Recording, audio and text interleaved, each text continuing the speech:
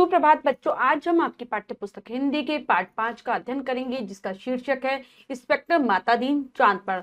बच्चों, ये जो पाठ है हास्य व्यंग्य के रूप में यानी कि हंसी मनोरंजन के उद्देश्य से पाठ की रचना की गई है। तो चलिए पाठ को पढ़ते हैं और जानते हैं कि किस प्रकार से मातादीन चांद पर पहुंच जाते हैं। पाठ को शुरू करते हैं। पाठ 5, इंस्पेक्टर मातादीन चांद पर, हास्य व्यंग्य है। पाठ में प्रवेश करेंगे। प्रस्तुत पाठ का उद्देश्य हमारी सुरक्षा में सदैव तत्पर रहने वाली कर्मठ पुलिस पर व्यंग्य करना कदापि नहीं है। ये केवल मनोरंजन की दृष्टि से लिखा गया पाठ है।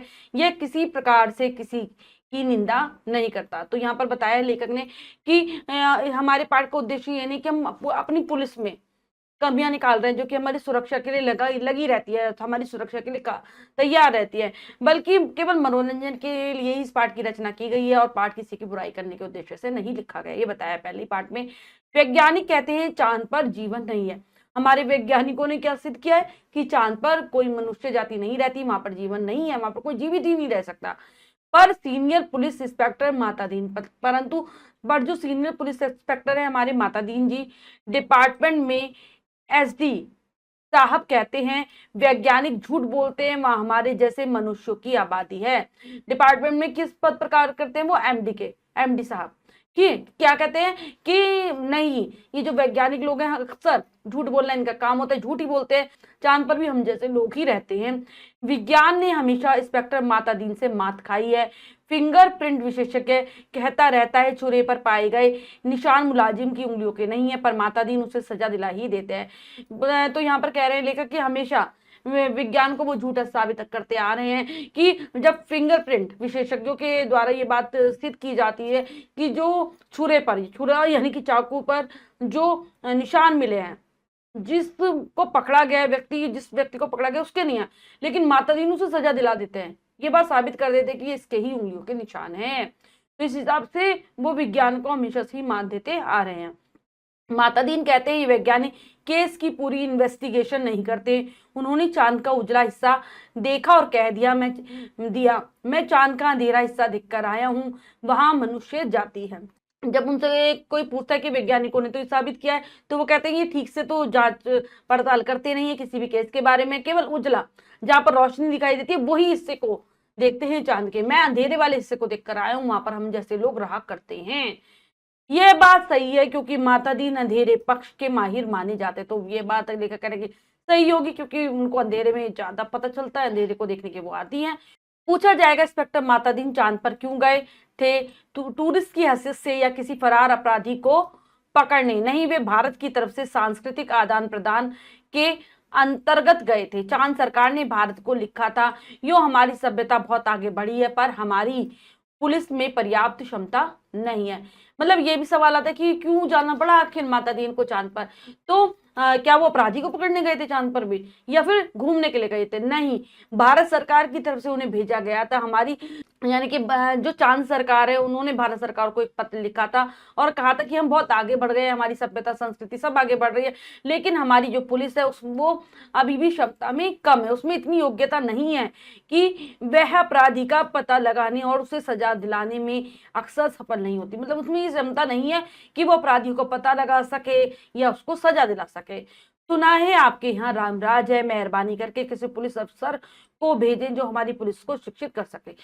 तो बच्चों, चांद सरकार ने भारत सरकार से ये भी कहा कि आप किसी ऐसे पुलिस अफसर को यहाँ भेज दें जो हमारी पुलिस को पर्याप्त शिक्षा दे सके कि कैसे अपराधी को पकड़ा जाता है, कैसे सजा दिलाई जाती है, क्योंकि आपके यहाँ तो रामराज चलता है, मतलब बहुत अच्छे से ये सारे काम होते हैं।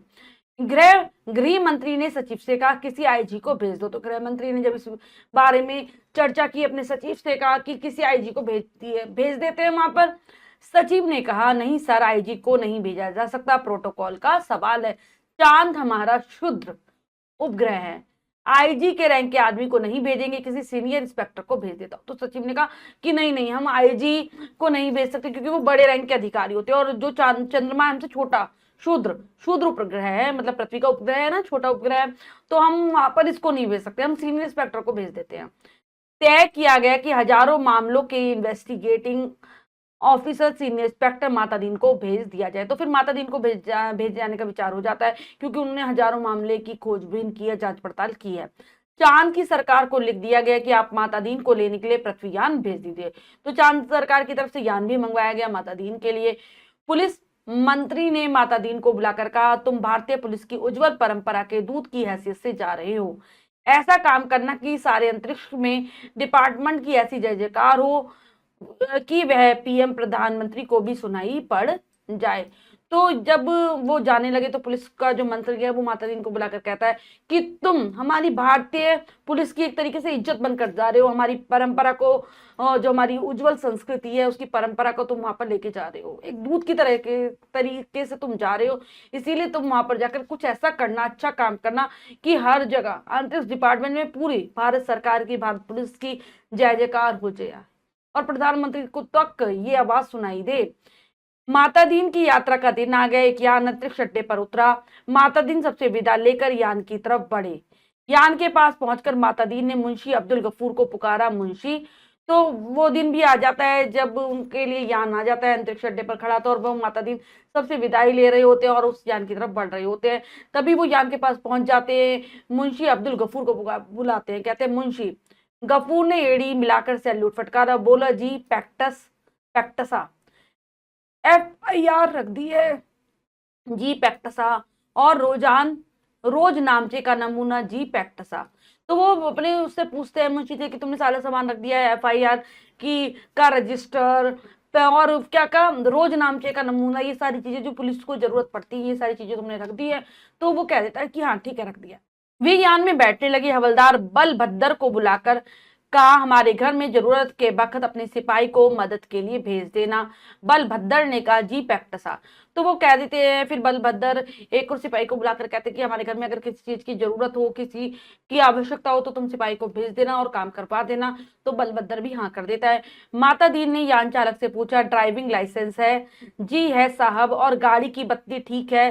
जी ठीक है। तो फिर वो वहां पर भी, हाँ, जब यान में बैठ जाते तो उससे भी तुम्हारी पूछताछ करते हैं कि ड्राइविंग लाइसेंस है या नहीं है तुम्हारे पास, गाड़ी की बत्ती तुम्हारी ठीक जल रही है नहीं जल रही है।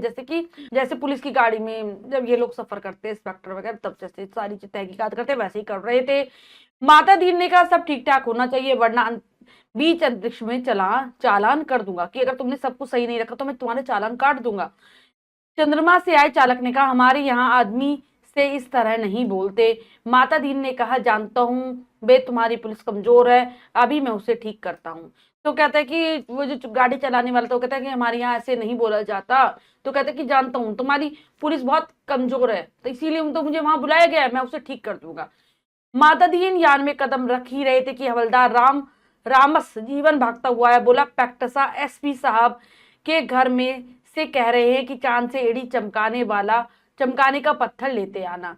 तो जैसे ही वो बैठने वाले थे तभी हवलदार आता है भागता हुआ कि SP साहब ने कहा है कि चांद पर जा ही रहे हो तुम, वहां से एड़ी साफ करने वाला, मतलब एड़ी चमकाने वाला पत्थर ले आना। माता दीन खुश हुए, बोले, कह देना भाई साहब से जरूर लेता आऊंगा। तो वो भी कह देता कि जरूर लेकर आऊंगा। वे यान में बैठे और यान उड़ चला। पृथ्वी के वायुमंडल से यान बाहर निकला ही था कि माता दीन ने कहा, अबे हॉर्न क्यों नहीं बजाता। तो बैठ जाते हैं, यान उड़ने लगता है, वायुमंडल पार करता है पृथ्वी का, और फिर जैसे ही वो वायुमंडल को पार करते कहते हैं, हॉर्न क्यों नहीं बजा रहा। चालक ने जवाब दिया, आसपास लाखों मील में कुछ नहीं है। तो चालक कहता है कि जब कोई दिखाई नहीं दे रहा मुझे आसपास तो किस लिए हॉर्न बजाऊं। हॉर्न किस लिए बजाया जाता है कि आसपास के सबको सूचना देने के लिए कि गाड़ी आ रही है। माता दीन ने डांटा, मगर रूल इज रूल, हॉर्न बजाता चल, कि मतलब चाहे कोई हो ना हो ये रूल है, ये नियम है, तुझे हॉर्न बजाना होगा। चालक ने अंतरिक्ष में हॉर्न बजाते हुए यान को चांद पर उतार दिया। तो चालक भी हॉर्न बजाते हुए अंतरिक्ष में पहुंच जाता है, यान को उतार देता है चांद पर। अंतरिक्ष अड्डे पर पुलिस अधिकारी माता दीन के स्वागत के लिए खड़े थे। माता दीन रॉक से उतरे और उन अफसरों के कंधों पर नजर डाली। वहां किसी के स्टार नहीं थे, फीते भी किसी के नहीं लगे थे, लिहाजा माता दीन ने एड़ी मिलाना और हाथ उठाना जरूरी नहीं समझा। फिर उन्होंने सोचा, मैं यहाँ इंस्पेक्टर की हैसियत से आया हूँ। तो वहां पर देखते हैं, जब उतरते हैं तो देखते हैं पुलिस वाले उनका स्वागत करने के लिए आए, तो बहुत रौब के साथ कि भारत से आए हैं, भारत सरकार ने भेजा है, बहुत मतलब रौब के साथ उतरते हैं वहां पर और देखते हैं कि किसी भी पुलिस वाले ने ना तो अपने कंधे पर स्टार लगाए हुए हैं ना फीते बांधे हुए हैं। तो सोचने लगे कि चलो अब मैं एड़ी मिलाकर इनको सैल्यूट तो करना जरूरी नहीं है। फिर भी सोचते हैं कि मैं यहाँ पर इंस्पेक्टर की हैसियत से आया हूँ। माता दीन को वे लोग लोग लाइन में ले गए और एक अच्छे बंगले में उन्हें टिका दिया। तो एक पंक्ति में लेके जाते, एक बंगले में रुकवा देते, बहुत अच्छा बंगला था वो।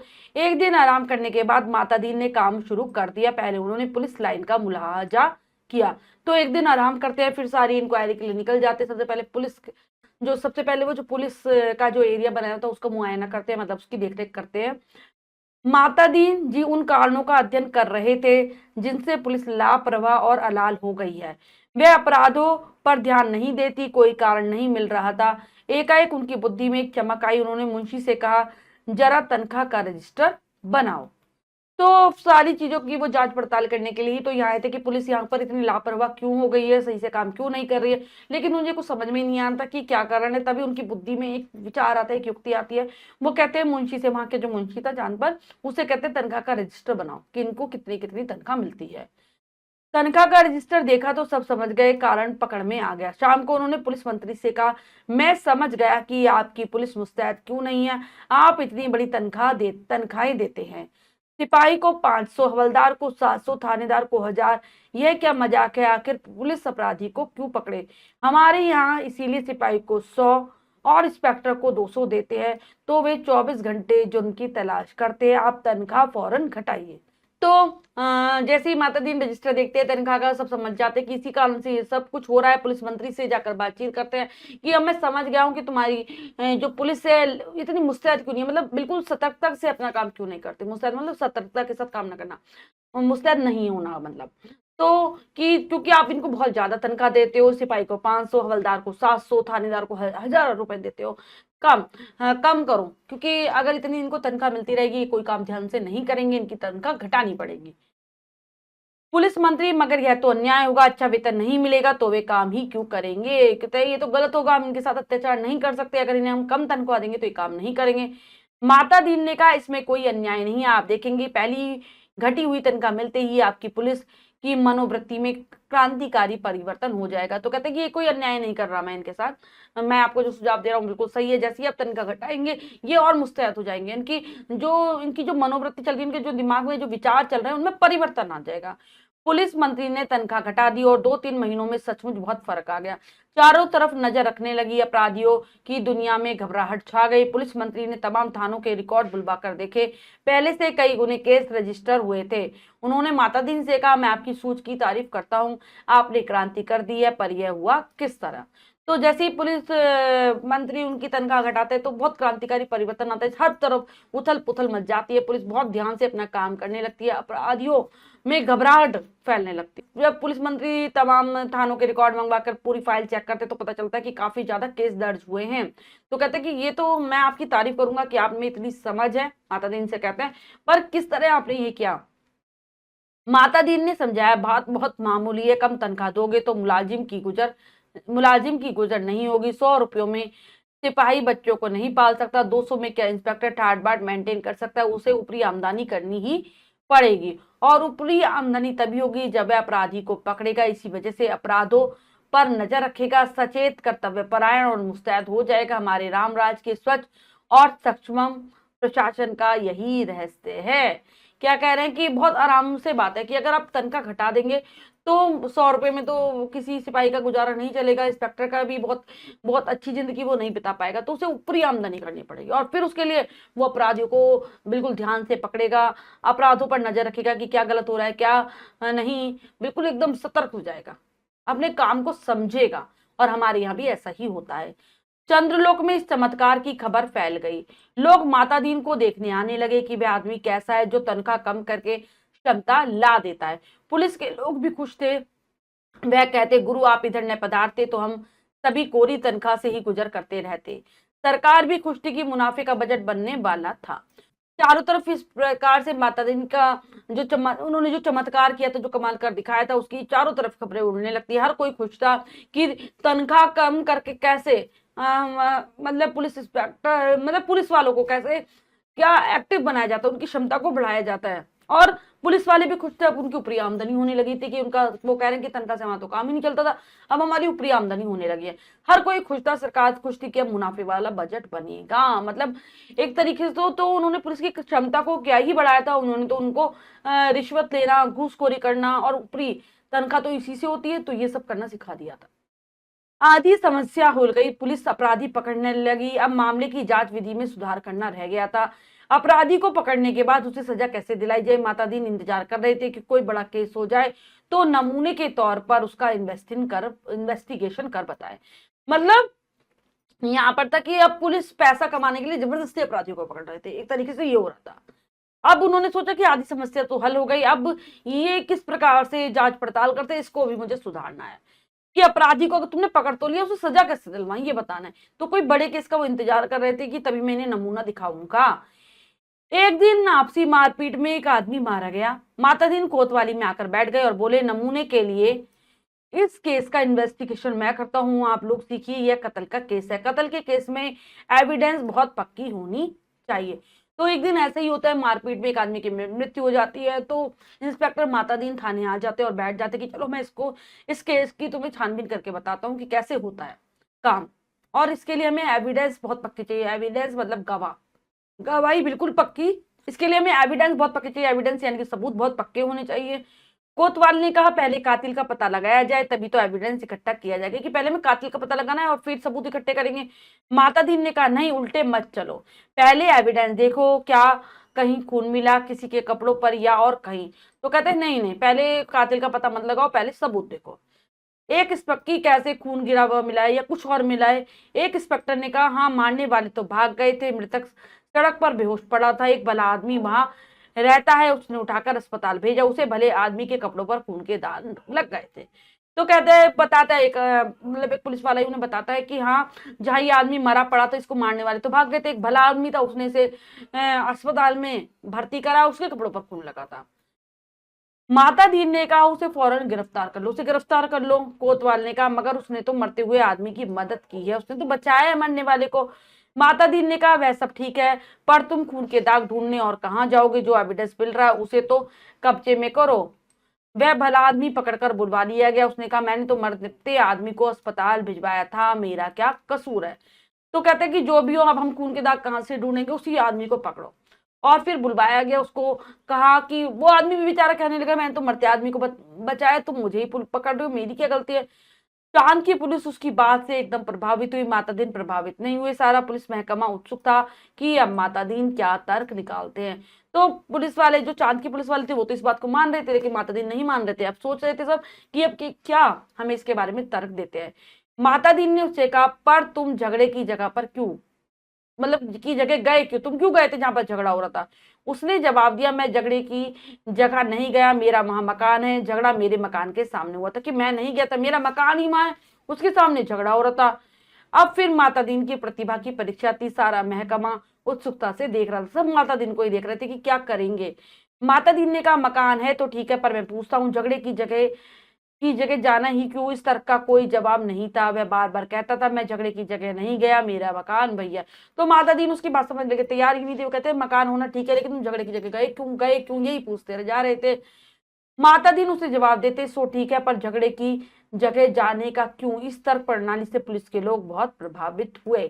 तो सब पुलिस वाले उनकी बात से प्रभावित हो रहे थे कि कैसे हम किसी से उसका जुर्म कबूल करवा सकते हैं। अब माता दीन जी ने इन्वेस्टिगेशन का सिद्धांत समझाया। अब समझाते हैं और कि कैसे करते हैं इन्वेस्टिगेशन। देखो, आदमी मर गया है तो यह पक्का है किसी ने उसे जरूर मारा होगा। कोई कातिल है, किसी को सजा होनी है। सवाल यह है कि किसको सजा होनी है। पुलिस के लिए यह सवाल इतना महत्व नहीं रखता जितना यह सवाल कि जुर्म किस पर साबित हो सकता है या किस पर साबित होना चाहिए। कत्ल हुआ है तो किसी मनुष्य को सजा होनी ही है, मारने वाले की होती है या बेकसूर को, यह सोचने की बात नहीं है। मनुष्य सब बराबर है, सब में उसी परमात्मा का अंश है। हम भेदभाव नहीं करते। यह पुलिस का मानवतावाद है। तो क्या समझाते हैं पुलिस वाले को कि कोई मरा है, यानी किसी ने तो उसे मारा होगा, कोई ना कोई तो कातिल होगा, तो हमें किसी ना किसी को तो सजा देनी है। हमारे लिए ये महत्व नहीं है कि किसने मारा है, किसको सजा देनी है, बस हमें सजा देनी है कि उसको वो आदमी मरा है। ठीक है, और हमें किसी पर ना किसी पर ये इल्जाम साबित भी करना है। और हमें ये सोचने के नहीं सोचना कि हम बेकसूर को सजा दे रहे हैं या कातिल को सजा दे रहे हैं, क्योंकि हमारी नजरों में तो सब मनुष्य बराबर है, सब में परमात्मा का अंश है। ऐसी चीजें समझाते हैं वो। जैसे कि कई बार पुलिस करती है, जबरदस्ती किसी को कातिल बना देती है, जबरदस्ती किसी को मुजरिम बना देती है। वो यही कह रहे कि हम भेदभाव नहीं करते और हम सबको एक समान समझते हैं। माता दीन जी ने FIR भरवा दी, बात जरूरत के लिए खाली जगह छुड़वा दी। ठीक है, मतलब FIR ऐसे ही भरवा देते हैं, बस इतनी जगह छुड़वा देते हैं, जब जरूरत हो तो कुछ उसमें भर सके। दूसरे दिन पुलिस कोतवाल ने कहा, गुरुदेव हमारी तो बड़ी आफत है, तमाम भले आदमी आते हैं, कहते हैं इसे इस उसे बेचारे बेकसूर को क्यों फंसा रहे हैं, ऐसा चंद्रलोक में कभी नहीं हुआ, बताइए हम क्या जवाब दें, हम तो बहुत शर्मिंदा है। तो दूसरे दिन जो थानेदार था वो कहता है माता दीन से कि अरे ये हमारे लिए तो बड़ी मुसीबत हो गई, जितने भी अच्छे आदमी आते सब यही कहते कि तुमने उसे, उसने कुछ कसूर ही नहीं करता, तुमने उसे क्यों फंसा दिया है, पहले तो ऐसे कभी नहीं हुआ चंद्रलोक में, अब क्या अलग ही हो रहा है, हमें बहुत शर्मिंदा होना पड़ रहा है। माता दीन ने कोतवाल से कहा, घबराओ मत, शुरू शुरू में इस काम में आदमी को शर्म आती है, आगे तुम्हें बेकसूर को छोड़ने में शर्म आएगी, हर चीज का जवाब है, अब आपके पास जो है उससे कह दो, हम जानते हैं कि वह निर्दोष है, पर हम क्या करें, यह सब ऊपर से हो रहा है। ठीक है, तो वो कहता है कि मतलब शुरू शुरू में ऐसा लगेगा तुम्हें शर्म आएगी, लेकिन आगे तो तुम बेकसूर को छोड़ोगे, उसे सजा दिला दोगे, अगर कोई आता है तो यही कह दो कि ऊपर से हो रहा है, हमें कुछ नहीं पता इस मामले में। कोतवाल ने कहा, तब वे SP के पास जाएंगे। माता दीन ने कहा, SP से भी कह दे कि ऊपर से हो रहा है। तो कहते हैं कि फिर वो SP के पास जाएंगे, SP भी, वो कहते हैं, माता दीन कहते हैं सबके को यही कह रहा है ऊपर से हो रहा है, ऊपर से हो रहा है। तब IG के पास शिकायत करेंगे, IG भी कहे कि सब ऊपर से हो रहा है, IG भी यही कह दे।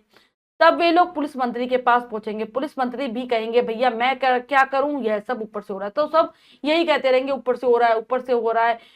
कोतवाल ने कहा, तब वे, माता दीन ने कहा, तब वे क्या, तब वे किसके पास जाएंगे, भगवान के पास है, मगर भगवान से पूछकर कौन लौट सका है। तो जब पुलिस वाले भी, मतलब पुलिस मंत्री भी कह देगा, तो वो किसके पास जाएंगे, कोई बचेगा ही नहीं, यानी कि भगवान ही बचा है, और भगवान के पास कौन पूछने जाएगा, जो पहुंच जाएगा वो वापस नहीं आएगा। कोतवाल चुप रह गया, इस महान प्रतिभा से चमत्कृत था। तो कोतवाल उनकी इस बात को सुनकर थानेदार बिल्कुल चुप हो जाता है, वो भी हैरानी में पड़ गया था कि किस प्रकार की बातें करते हैं।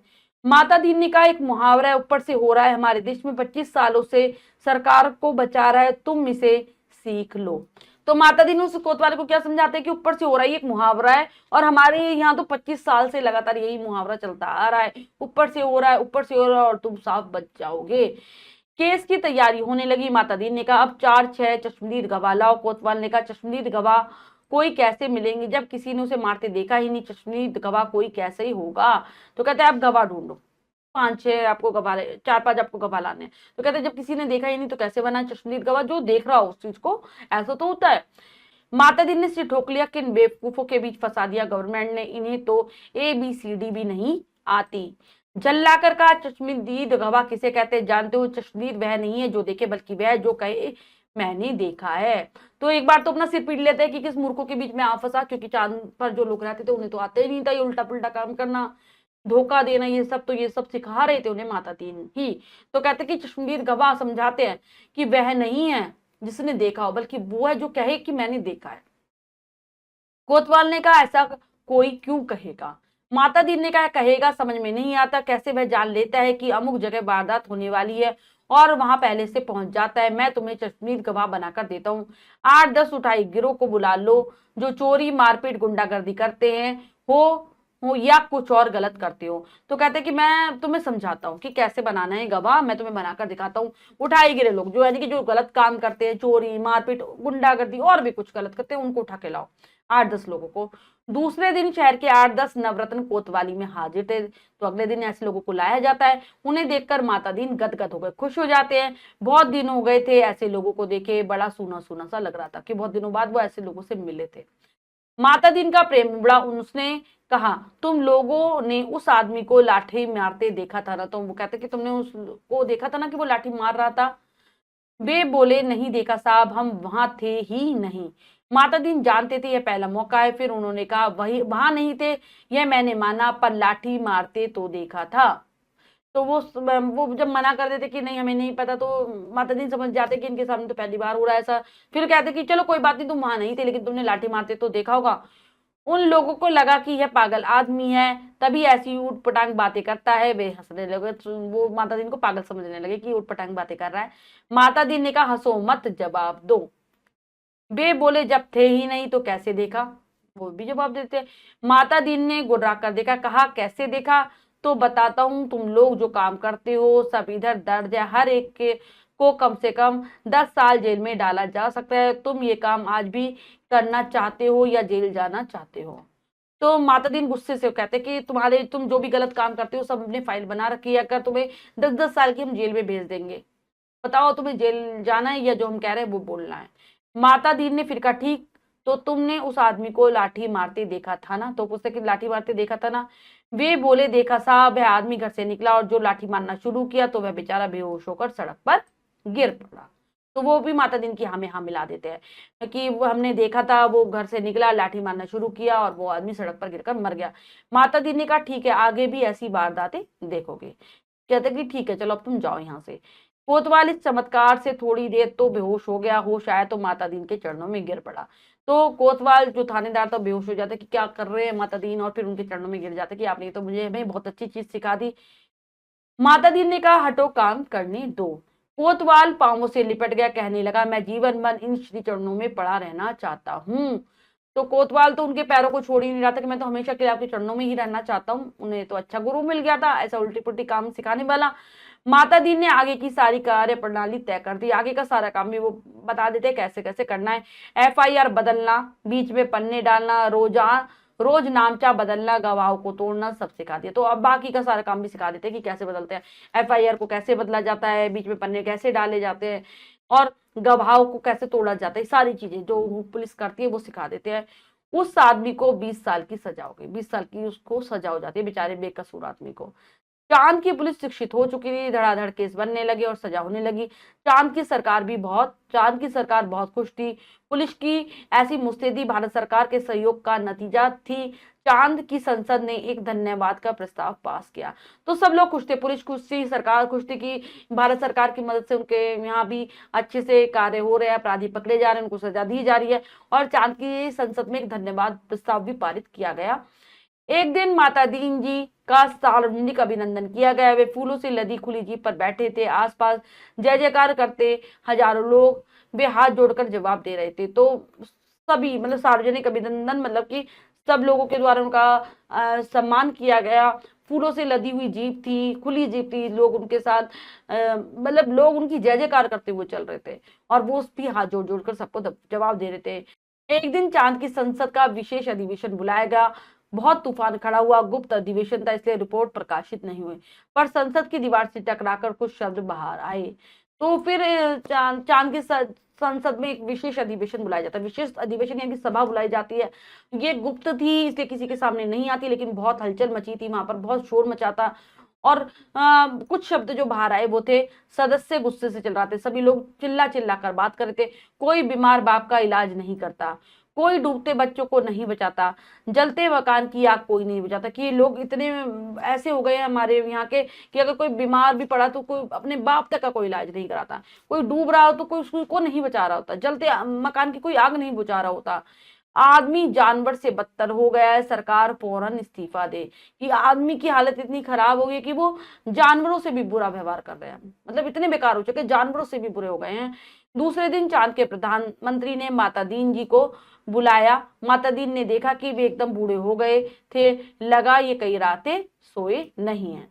तो मतलब कि सरकार बदलने तक की बात होने लगी थी, क्योंकि भाई कुछ लोग तो करप्ट होते हैं, भ्रष्टाचार से घिर जाते हैं, जैसे माता दीन करवा रहे थे उन लोगों से वैसे कर रहे थे, लेकिन कुछ लोग तो अच्छे भी होते हैं ना। तो वो संसद में चिल्ला रहे थे कि सरकार बदलो, सरकार बदलो। तो प्रधानमंत्री जो चांद सरकार के प्रधानमंत्री होते हैं वो बुलाते माता दीन को, और माता दीन देखते कि कितनी जल्दी ये बूढ़े से हो गए, ऐसा लग रहा है कि कई रातों से सोए नहीं।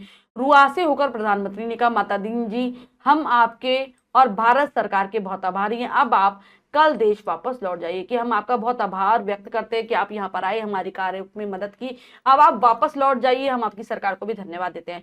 माता दीन ने कहा मैं तो टर्म खत्म करके ही जाऊंगा, मैं अभी नहीं जा सकता, मैं जितने दिनों के लिए आया हूं उतने दिनों के बाद ही जाऊंगा। प्रधानमंत्री ने कहा बाकी टर्म का वेतन ले जाइए, डबल ले जाइए, ट्रिपल ले जाइए, कि जो बचा है समय उसका आप वेतन लेकर जा सकते हैं, यहाँ से सैलरी लेकर जा सकते हैं, डबल ले लो, ट्रिपल ले लो, लेकिन चले जाओ यहाँ से।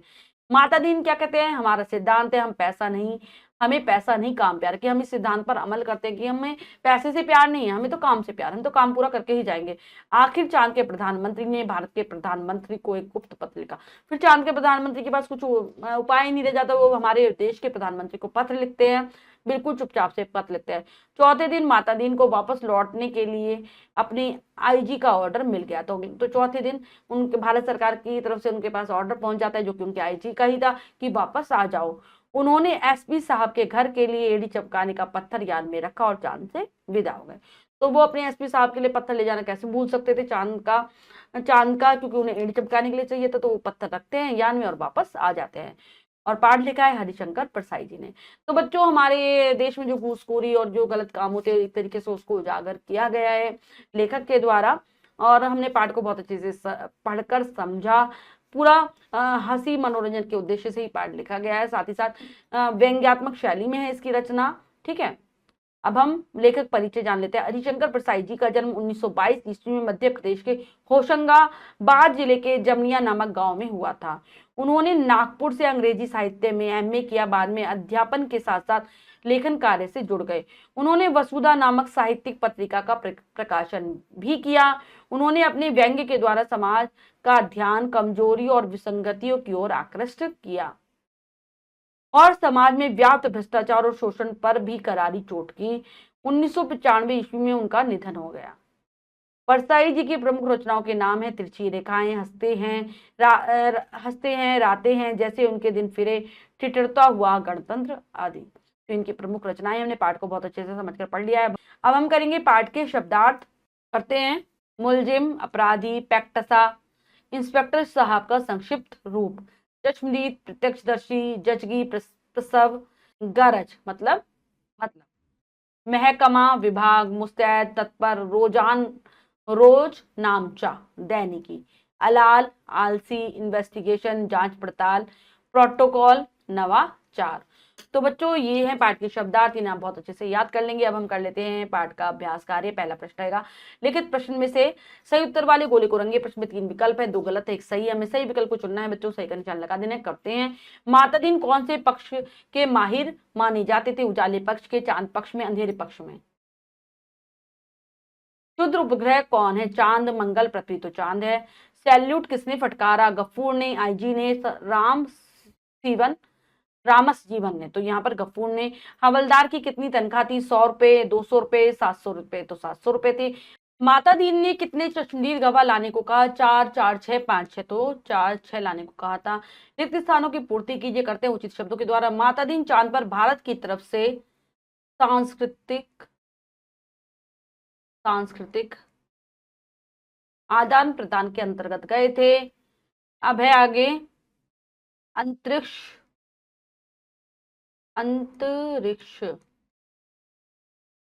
अड्डे पर पुलिस अधिकारी माता दीन के स्वागत के लिए खड़े थे। दूसरे दिन शहर के 8-10 नवरत्न मतलब उठाई गिरे, इनको लेकर कह रहा है कि ये शहर के रत्न है, उनके हिसाब से कह रहे हैं, मजाक व्यंग्य के तौर पर। एक दिन चांद की संसद का विशेष अधिवेशन बुलाया गया। माता दीन ने पहले दिन पुलिस लाइन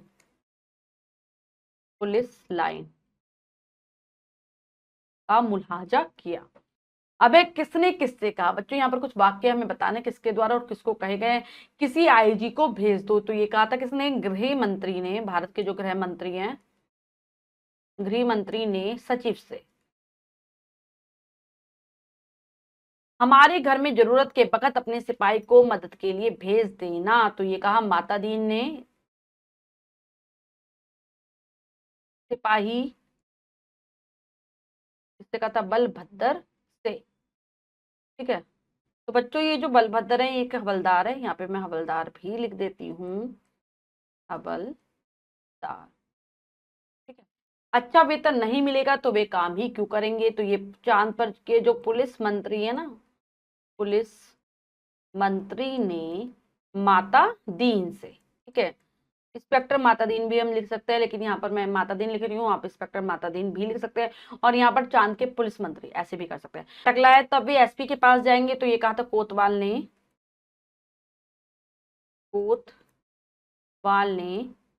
माता दीन से। हम आपके और भारत सरकार के बहुत आभारी हैं। तो ये चांद के प्रधानमंत्री ने, चांद के प्रधान मंत्री ने किससे कहा? माता दीन से। तो बच्चों, हमने पाठ को बहुत अच्छे से समझकर पढ़ा और अभ्यास कार्य किया। इसके अतिरिक्त जो भी कार्य है वो आप स्वयं करेंगे सुंदर अक्षरों में अपनी अभ्यास पुस्तिका में। बच्चों, आज हमने पाठ पढ़ा और जाना कि किस प्रकार से हास्य व्यंग्यात्मक कहानी की रचना लेखक के द्वारा की गई है। आशा करती हूँ इसको पढ़कर आपको मजा आया होगा। मिलते हैं अगली कक्षा में नए पाठ के साथ। तब तक के लिए स्वस्थ रहिए, प्रसन्न रहिए। धन्यवाद।